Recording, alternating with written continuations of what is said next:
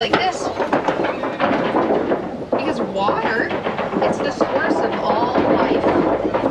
We need it, the animals need it, plants and bugs need it too. So when we go that extra step to take care of our rivers, lakes, and oceans, it helps out the entire planet. Now there's also some really great conservation efforts out there. Teams of people will go out to help clean up water.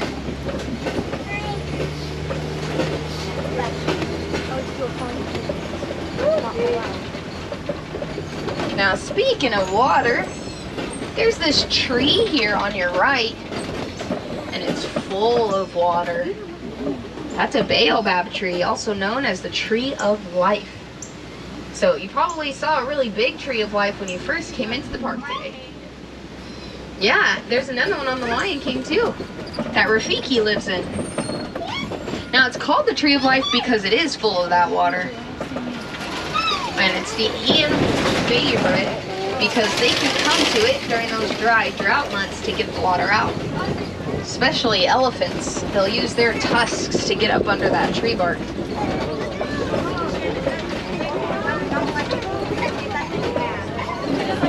Now, if you look to your right, friends, there's lots of different animals. So further back, there's a zebra.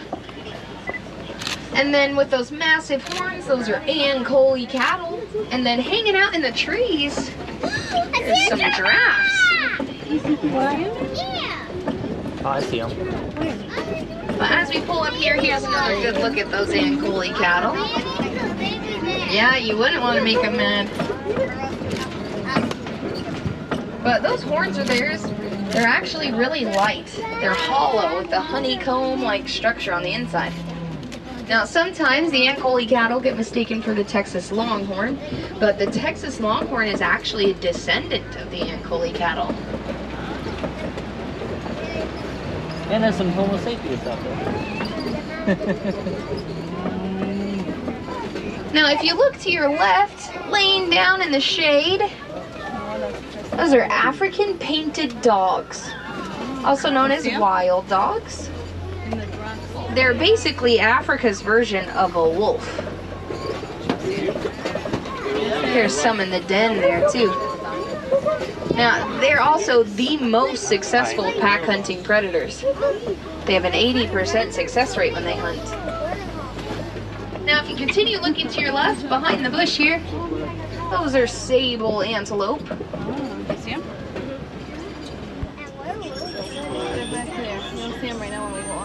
Now, sables, like those ones there, they have those tall horns on their head that they'll use to protect themselves. Other antelope, they'll run and hide from predators, but sables, they'll fight back. So predators, they know not to attack from behind because they know they'll get poked. But the sable antelope, they're also the sigil of Harambe Reserve. You can see it better. So when you go back into the village, if you see the yellow sign that says Harambe Reserve, that's a sable antelope on that picture. Now, throughout the savanna, you may also notice these tall rock-like formations. We're passing one here on the right, and there's an even taller one up ahead on the left. These are termite mounds. Yeah. Now, termites, they're an insect, and to create these mounds, they collect together dirt, spit, and dung. And then when baked in the hot African sun, they get hard as concrete. So they also make great scratching posts. But you know, using dung to make the mounds probably wouldn't have been my #1 choice, but maybe my #2.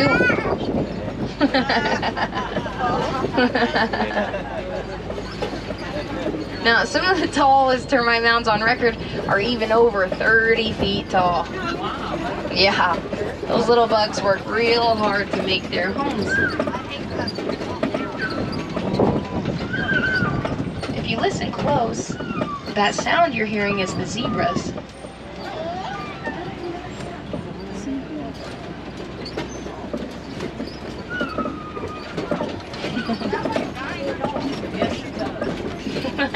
Now, even though zebras are related to horses, they can't neigh. So they'll whistle and click and chuff, and they'll kind of do that whining sound. Now one of the zebras, he's younger than the rest. He's only about 1.5 years. And so he's still learning how to whine. So his sounds like a scream. And we were driving out here on the reserve one day and I thought it was a kid.